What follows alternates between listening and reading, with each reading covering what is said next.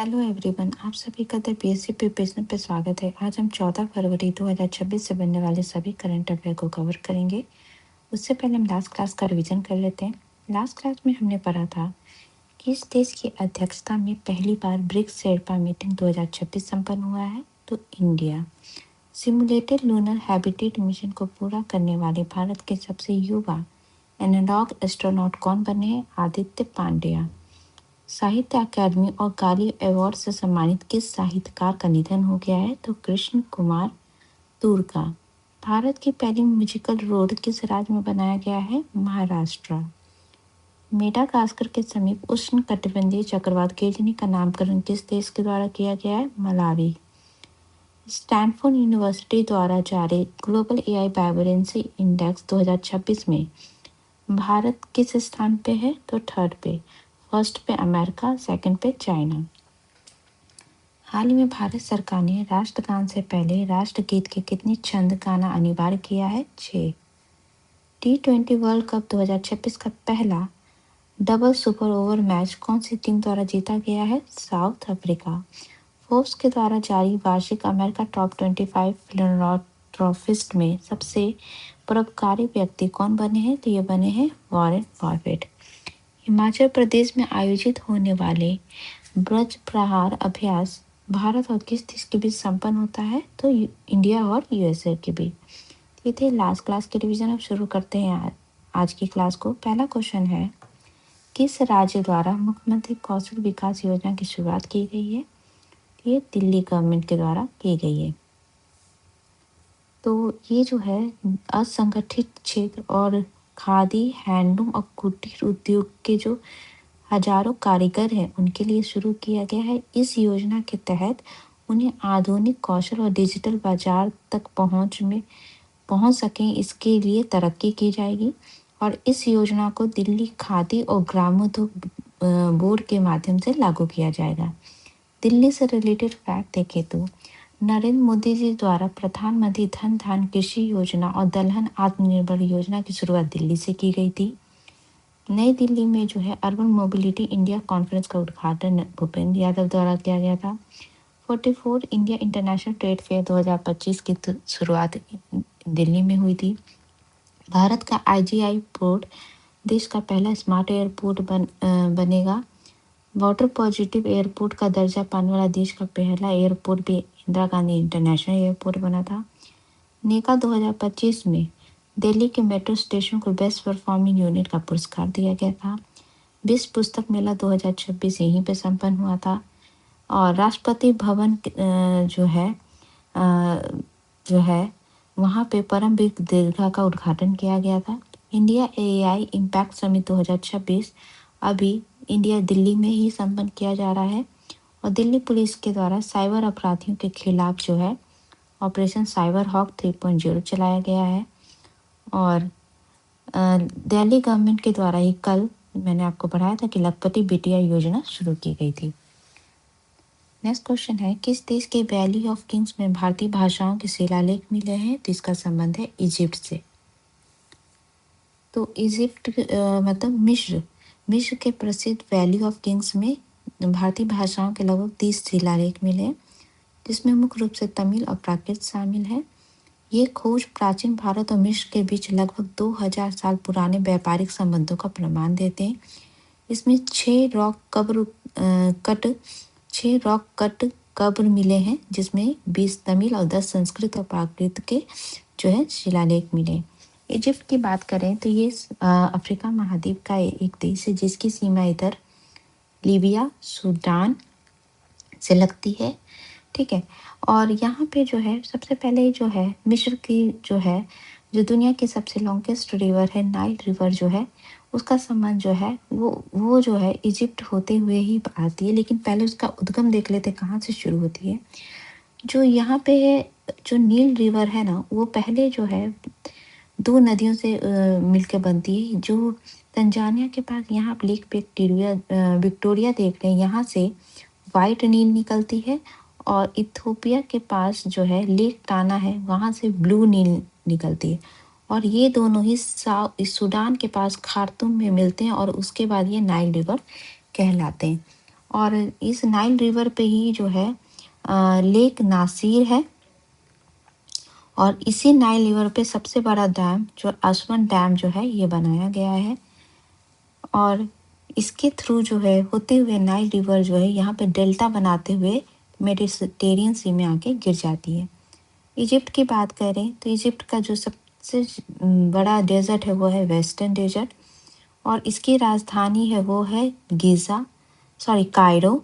और गिज़ा के जो पिरामिड है उसका संबंध भी इजिप्ट से है। और यहाँ पे जो है इजिप्ट की सीमा इधर जो है रेड सी से लगती है, और रेड सी के जो है यहाँ पे स्विस कैनाल होते हुए जो है बनाया गया है, जिसके थ्रू जो है जिस स्विस कैनाल पे जो नियंत्रण है वो इजिप्ट का ही है, और इसके थ्रू जो है मेडिटेरियन सी से ये आके रेड सी यहाँ मिल जाती है। यहाँ पे गल्फ ऑफ स्विस देख रहे होंगे, जिससे इजिप्ट और सिनाई जो है एक प्रायद्वीप है ये अलग होता है, और यहाँ गल्फ ऑफ इकावा है जिससे सिनाई और जॉर्डन जो है ये अलग होते हैं। नेक्स्ट क्वेश्चन है 13 फरवरी को किस दिवस के रूप में मनाया जाता है? तो ये मनाया जाता है वर्ल्ड रेडियो डे और national women's day. Both A and B सही होगा। तो वर्ल्ड रेडियो डे जो है इस 2026 इसकी थीम है रेडियो एंड आर्टिफिशियल इंटेलिजेंसी, और सेंट्रल स्लोगन है AI is a tool not a voice. इसको फर्स्ट टाइम जो है यूनेस्को के द्वारा 2011 में जो है इसकी घोषणा की गई थी, और यूनाइटेड नेशन जनरल असेंबली के द्वारा जो है 2012 में इसको अडॉप्ट किया गया था। क्योंकि ये इसलिए मनाया जा रहा है क्योंकि जो है इस दिन जो है यूनाइटेड नेशन रेडियो की जो है ये जो है एनिवर्सरी मनाई जाती है 1946 में जो शुरू हुई थी 13 फरवरी को। ठीक है, इसके अलावा नेशनल वुमेन्स डे की बात करें तो ये भी 13 फरवरी को मनाया जाता है, किनकी बर्थ एनिवर्सरी में? सरोजनी नायडू के बर्थ एनिवर्सरी में। और ये जो 2026 है ये इनके एक 147 बर्थ एनिवर्सरी को हम सेलिब्रेट करें।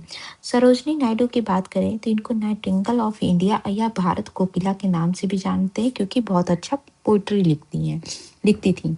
और इन्होंने इंडिया इंडिपेंडेंस के और वुमेन के राइट्स के बारे में इन्होंने बहुत ज़्यादा काम किया है। इनको अगर देखें तो ये अगर इनका पॉलिटिकल करियर देखें तो ये भारत की पहली वुमेन थे जिनको इंडियन नेशनल कांग्रेस था उसका प्रेसिडेंट बनाया गया था। ठीक है, पहली इंडियन वुमेन थे 1925 में इनको प्रेसिडेंट बनाया गया था INC का। ठीक है, इसके अलावा जो है ये फर्स्ट वुमेन थी जो कि गवर्नर के तौर पे इंडियन स्टेट की गवर्नर बनी थी, और वो था यूनाइटेड प्रोविंसेस जिसको हम आज उत्तर प्रदेश कहते हैं। ठीक है, इसके अलावा इन्होंने नॉन कॉरपोरेशन मूवमेंट, सॉल्ट सत्याग्रह और क्विट इंडिया मूवमेंट वगैरह जैसे स्वतंत्रता संग्राम में भाग लिया है। इनके इम्पोर्टेंट लिटरेचर वर्क थे the golden threshold, the bird of the time, the broken wings. ठीक है, तो ये सब फैक्ट जो है इसलिए मैं पढ़ा रही ताकि आपके स्टैटिक जो पोर्शन है वो भी कवर हो सके, क्योंकि आप ऐसे रिलेट करके पढ़ोगे तो चीज़ें आपको लंबे समय तक याद रहेंगी। ठीक है, नेक्स्ट क्वेश्चन है दार्जिलिंग हिमालयन रेलवे के 145 साल के इतिहास में विश्व प्रसिद्ध टॉय ट्रेन में TTE पद पर नियुक्त होने वाली पहली महिला कौन बनी है? तो ये बनी है सरिता योलमो। ये है तो जो विश्व धरोहर दार्जिलिंग हिमालयन रेलवे है इसकी ये पहली महिला ट्रैवलिंग टिकट एग्जामिनर बनी है। और ये जो 55 साल की योलमे है ये जो योलमे ये क्वींस ऑफ हिल्स के नाम से फेमस हेरिटेज जंगल सफारी टॉय ट्रेन में नियुक्त हुई है। ठीक है, और ये जो टॉय ट्रेन है इसमें टूर ड्यूटी संभालने वाली ये पहली महिला बनी है। फर्स्ट वुमेन से रिलेटेड फैक्ट देखें तो भावना चौधरी BSF की एयर विंग की पहली महिला फ्लाइट इंजीनियर बनी थी। ब्रिटिश एम्पायर मेडल से सम्मानित होने वाली पहली कुचिपुड़ी नृत्यांगना बनी है अरुणिमा कुमार। पहली बार सारा मुलेली द्वारा जो है चर्च ऑफ इंग्लैंड का नेतृत्व किया गया है।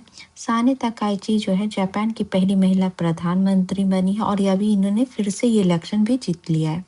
सामिया सुलू हसन तंजानिया की पहली महिला राष्ट्रपति बनी है। तदाशा मिश्रा जो है झारखंड की पहली महिला DGP बनी थी। इसके अलावा अर्शी गुप्ता राष्ट्रीय कार्टिंग चैंपियनशिप जीतने वाली पहली भारतीय रेसर बनी थी। एक माँ भारतीय महिला जिनके सम्मान में फ्रांस द्वारा डाक टिकट जारी किया गया है उनका नाम है नूर इनायत खैर। 11 गिनीज वर्ल्ड वर्ल्ड रिकॉर्ड रखने वाली भारत की पहली महिला स्केटर जानवी जिंदल बनी थी। नायब सूबेदार पद पर भर्ती होने वाली पहली महिला मुक्केबाज जो है प्रीति पवार बनी है। नेक्स्ट क्वेश्चन है, भारत सरकार द्वारा अब तक के सबसे बड़ा रक्षा सौदे के तहत किस देश से 114 राफेल विमानों के लिए समझौता हुआ है? तो इसका संबंध है फ्रांस से। ठीक है, अभी फ्रांस के इमैनुअल मैक्रोन जो है इंडिया एआई समिट में भाग लेने के लिए आए हुए हैं और इसी के दौरान जो है ये जो है समझौता हुआ है। तो ये अब तक के भारत सरकार के सबसे बड़ा रक्षा सौदा है जो कि जिसकी रकम है 3.60 लाख करोड़ है। ठीक है, इसके तहत जो भारत जो है 114 राफेल विमान जो है फ्रांस से लेगा, जिसमें से आधे से अधिक का जो निर्माण जो है वो इंडिया में ही होगा। तो इसके बारे में पूरा डिटेल, ये जो डील है ये कितने की है? टोटल डील की बात करें तो 4 लाख करोड़ की है, लेकिन 3.25 लाख जो है केवल विमानों के लिए और बाकी जो 75,000 करोड़ है वो मिसाइलों पर खर्च होगी। तो भारत में कितने, अभी अगर बात करें तो वायुसेना के पास जो है पहले से भारत ने 36 राइफल लिया था और नौसेना के लिए 26 राफेल एम विमान का ऑर्डर भारत ने पहले ही दे रखा है। अब नए सौदे के तहत अगर भारत के पास जो है 114 राफेल विमान लेगा तो टोटल हो जाएगी 176 राफेल विमान जो है भारत के पास हो जाएगी और ये दुनिया में इन लड़ाकू विमानों का सबसे बड़ा बेड़ा जो है वो भारत के पास होगा। विमान 2030 तक जो है 18 विमान पहले भारत को मिलेंगे और ये जो है ट्रेनिंग के लिए जो है ये फ्रांस में इनका निर्माण किया जाएगा और ये भारत भेजा जाएगा ट्रेनिंग के लिए। बाकी उसके बाद जो भी निर्माण होंगे वो भारत में होंगे और भारत में जो है निर्माण जो है राफेल असेंबली लाइन हैदराबाद या नागपुर में स्थापित हो सकती है और इस सौदे के तहत उच्च टेक्नोलॉजी का अधिकांश हिस्सा भारत को मिलेगा। ठीक है, तो फ्रांस के बाद भारत राफेल असेंबली का सबसे बड़ा केंद्र बनकर उभरेगा।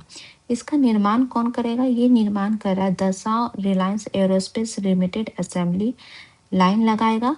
ये जो है दसाल्ट रिलायंस एरोस्पेस ये फ्रांस की कंपनी है और भारतीय कंपनी जो है इसको ये अपना जो हिस्सेदारी है जॉइंट वेंचर के लिए जो है ये कंपनी बेचेगी भारतीय कंपनियों को। ठीक है, नेक्स्ट क्वेश्चन है, हाल ही में प्राइम मिनिस्टर ऑफिस को किस नए भवन में स्थानांतरित किया गया है?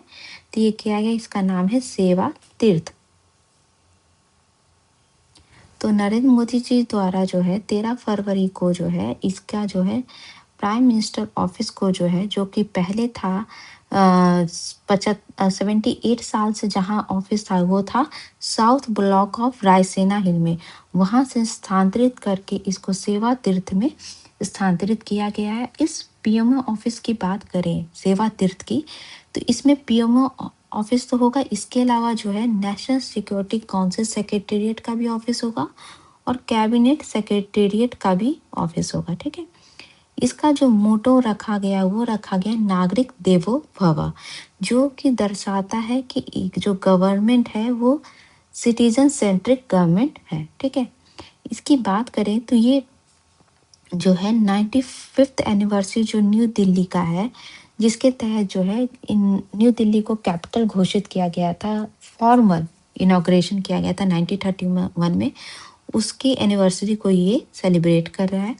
और जब नरेंद्र मोदी जो है इस ऑफिस में शिफ्ट हुए तो उन्होंने सबसे पहले जो है कुछ वेलफेयर इनिशिएटिव को साइन किया जिसमें है पीएम राहत स्कीम, जिसके तहत जो है कैशलेस ट्रीटमेंट दिया जाएगा एक्सीडेंट विक्टिम को, लखपति दीदी स्कीम जिसके करोड़ जो है 6 करोड़ बेनिफिशियरी का टारगेट रखा गया है मार्च 2029 तक, एग्रीकल्चर इंफ्रास्ट्रक्चर फंड जिसको डबल किया गया है 2 लाख करोड़ तक के लिए, स्टार्टअप इंडिया फंड 2.0 जिसके तहत जो है 10,000 करोड़ का कॉर्पस जारी किया गया है फॉर द इनोवेशन।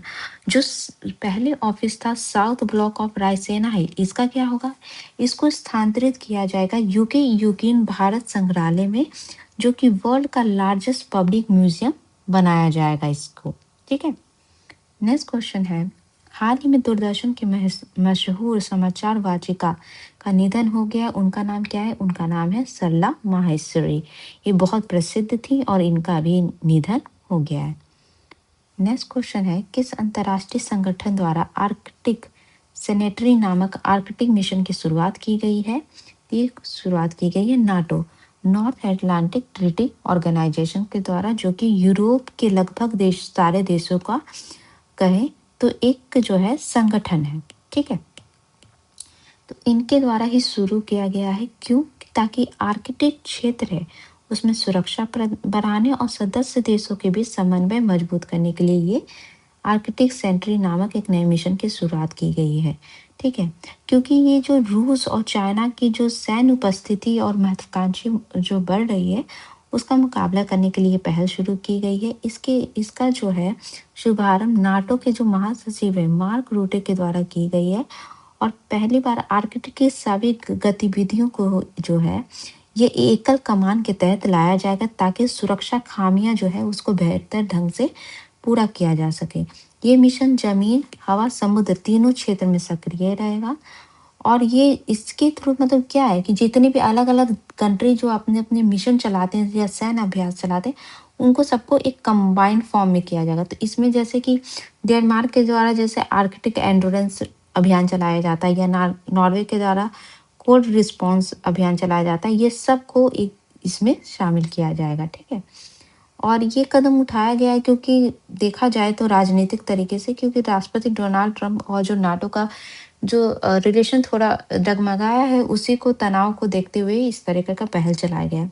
और इस मिशन के तहत ही जो कोल्ड रिस्पॉन्स 2026 अभ्यास जो है मार्च 2026 में चलाया जाएगा, जिसमें नॉर्वे, फिनलैंड और स्वीडन में आयोजित किया जाएगा, जिसमें लगभग 25,000 सैनिक इसमें भाग लेंगे। ठीक है,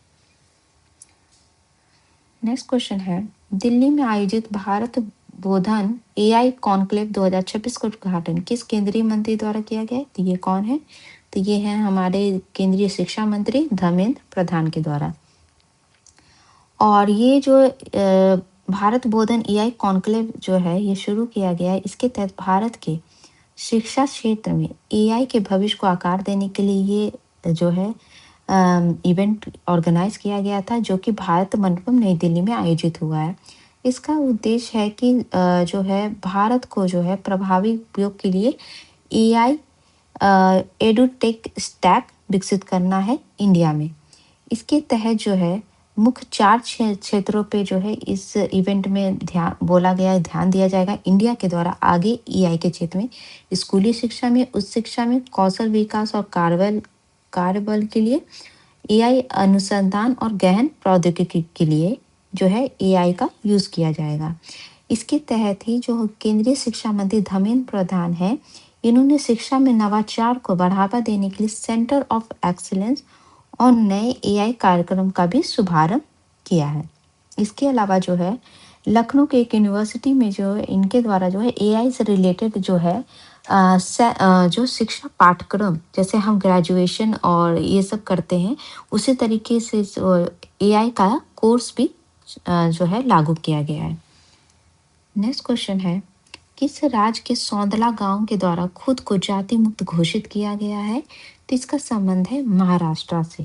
ठीक है, तो महाराष्ट्र के अहिल्यानगर जिले के एक छोटे से गांव से सौंदला ने एक ऐसी पहल की है कि जो आने वाले आगे हर पीढ़ियों के लिए मार्गदर्शक होगी, क्योंकि सौंदला ग्राम सभा ने खुद को जाति मुक्त घोषित कर दिया। अब इस गांव के लोग अपने नाम के आगे जाति सूचक उपनाम जो सरनेम कहते हैं वो अब प्रयोग नहीं करेंगे। उसके जगह जो बच्चे हैं जो स्कूल में जैसे रजिस्ट्रेशन कराने जाते हैं तो जाति सूचक उपनाम के जगह जो है केवल पिता का नाम यूज करेंगे, फर्स्ट नेम, या फिर अगर वो नहीं यूज करते तो भारतीय शब्द अपने नाम के आगे यूज करेंगे। ठीक है, महाराष्ट्र रिलेटेड फैक्ट देखें तो मिग 21 की जगह लेने वाला जो तेजस MK1 है इसके द्वारा पहली उड़ान जो है नासिक से भरी गई थी। महाराष्ट्र को 6th राष्ट्रीय जल पुरस्कार 2025 में पहले स्थान मिला था। इंडिया मैरीटाइम वीक 2025 का आयोजन मुंबई में हुआ है। वाटर टैक्सी से जुड़ने वाला देश का पहला airport Navi Mumbai international airport बना है। एलन मस्क की कंपनी स्टारलिंक से समझौता करने वाला पहला भारतीय राज्य जो है महाराष्ट्र बना है। एनसीआरबी रिपोर्ट 2023 के तहत जो है महाराष्ट्र किसानों की आत्महत्या के मामले में सबसे ज़्यादा है। अंतर्राष्ट्रीय पत्रिका टाइम आउट के मुताबिक एशिया महाद्वीप का सबसे खुशहाल शहर मुंबई है। पुणे के द्वारा सबसे अधिक पोस्टर लगाने को लेकर गिनीज वर्ल्ड रिकॉर्ड बनाया गया था। महाराष्ट्र के द्वारा देश को समर्पित पहला मेनोपॉज क्लिनिक की शुरुआत की गई थी। सुनेत्रा पवार को महाराष्ट्र की जो है पहली डिप्टी सीएम बनी थी जो कि एनसीपी से संबंधित है। ऑर्गेनाइजेशन से रिलेटेड फैक्ट का हम रिवीजन कर लेते हैं। पेरिस एग्रीमेंट के जो है 10 साल पूरे हुए थे। यूनाइटेड नेशन के द्वारा इतिहास में पहली बार जो है हिंदी उर्दू में संदेश प्रकाशित किया गया था। क्वाड के द्वारा पहली बार इंडो पैसिफिक लॉजिस्टिक नेटवर्क के तहत फील्ड ट्रेनिंग एक्सरसाइज की गई थी। ब्रिक्स के द्वारा जो है बिल फॉर पीस 2026 सैन्य अभ्यास चलाया गया था साउथ अफ्रीका में। अमेरिका के द्वारा पैक्स सिलिका जो है लागू किया गया है, जिसमें वो भारत को भी शामिल करने का प्रस्ताव दिया गया था। यूरोपियन यूनियन के द्वारा जो है कार्बन टैक्स सीबैम लगाया गया है। इसके अलावा अमेरिका के द्वारा जो भारत फ्रांस के नेतृत्व वाले अंतर्राष्ट्रीय संस्था इंटरनेशनल सोलर अलायंस से निकलने का फैसला लिया गया था। इसके अलावा जो है WMO के अनुसार 2025 साल का तीसरा सबसे गर्म साल रहा था। नाटो के ही द्वारा जो है आर्कटिक एंडोरेंस चलाया गया था। इसके अलावा जो है अमेरिका के द्वारा जो है बोर्ड ऑफ पीस में शामिल एकमात्र भारतीय के मूल के व्यक्ति बने थे अजय बंगा। यूनाइटेड नेशन के द्वारा दुनिया का पहला कानूनी रूप से बाध्यकारी समझौता, जिसको हाई सी ट्रीटी कहते हैं, वो लागू किया गया था। 3/35 पहल का संबंध जो है WHO से है। वर्ल्ड इकोनॉमिक फोरम के द्वारा ग्लोबल रिस्क रिपोर्ट 2026 जारी किया गया है। यूरोपियन यूनियन के द्वारा और भारत के बीच FTA को लेकर समझौता है, जिसको हम मदर ऑफ ऑल डील का नाम दिया गया था। टर्की के द्वारा पाकिस्तान और सऊदी अरेबिया द्वारा स्थापित SMDA में शामिल होने के लिए अंतिम चरण की वार्ता चल रही है। इसके अलावा WHO से भी अमेरिका के द्वारा जो है इसने संगठन को छोड़ दिया है, यहाँ इससे बाहर निकल गया। अमेरिकी राष्ट्रपति डोनाल्ड ट्रंप का जो बोर्ड ऑफ पीस बनाया गया था इनके द्वारा, इसकी आधिकारिक शुरुआत दावोस स्विट्जरलैंड से की गई थी। यूनाइटेड नेशन एनवायरनमेंट प्रोग्राम के द्वारा the state of finance for nature 2026 report प्रकाशित की जाती है। यूनाइटेड नेशन द्वारा 2026 को यूनाइटेड नेशन द्वारा 2026 को जो है international year of the ranger lands and pastoralist घोषित किया गया। इसके अलावा the international year of women farmer और international year of volunteer for sustainable development भी घोषित किया गया था, लेकिन मुख्य रूप से यही घोषित किया गया है। वर्ल्ड इकोनॉमिक फोरम द्वारा जो है इंडिया और जॉर्डन में कौशल और शिक्षा के लिए एस्केलेटर सेंटर खोले जाने की घोषणा की गई है। हाल ही में इंडिया द्वारा BCIC BRICS Centre for Industrial Competitiveness में शामिल होने की घोषणा की गई है। भारत और GCC गल्फ कॉरपोरेशन काउंसिल के बीच FTA को लेकर चर्चा शुरू हुई है। संयुक्त राष्ट्र द्वारा गठित AI कमेटी में भारत के IIT मद्रास के प्रोफेसर बलराम रविंदर को शामिल किया गया है। इसके अलावा जो सेंट्रल इंटेलिजेंस एजेंसी द्वारा जो है वर्ल्ड फैक्ट बुक टूल जो जारी किया जाता था, उसको 60 वर्ष बाद जो है इसको बंद कर दिया गया है। तो ये थे आज के इम्पोर्टेंट करंट अफेयर। तो कल हमने आपसे पूछा था कि भारत की किस टीचर को ग्लोबल टीचर प्राइज 2026 प्रदान किया गया है। इनका नाम था रूबल नागिको। आज का क्वेश्चन है कि बिल्ली की दुर्लभ और दुनिया की सबसे छोटी जंगली प्रजाति द रस्टी स्पॉटेड कैट किस राज्य में देखा गया है? छत्तीसगढ़, राजस्थान, मध्य प्रदेश या महाराष्ट्र? इसका आंसर आप मुझे कमेंट बॉक्स में दे सकते हैं। तो ये थे आज के important current affair. I hope आपको क्लास अच्छी लगी हो, तो प्लीज़ चैनल को लाइक शेयर सब्सक्राइब जरूर करिएगा। Thank you so much.